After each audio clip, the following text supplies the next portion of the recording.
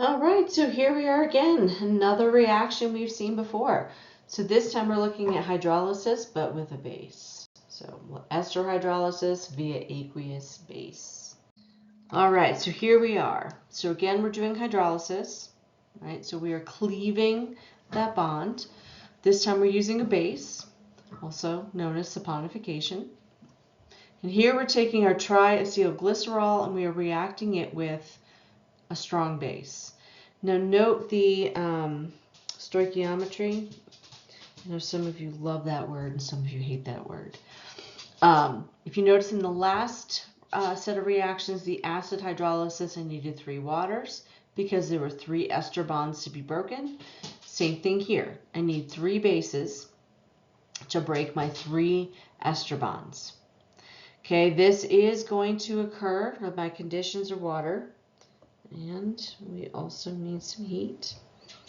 And this is going to give me a glycerol. But remember that where acids give acids, bases are going to give bases. And so our fatty acid salt is literally the conjugate base of our fatty acid. So the base is going to give me a salt.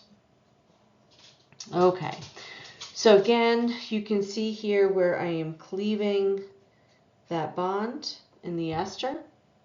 Again, getting my parent alcohol back, my glycerol, and then getting my 3 fatty acids.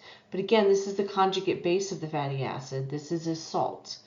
So my acid is going to be charged with a -1 charge, and the metal ion from the salt or from the base will be associated with that. So it is going to create a salt.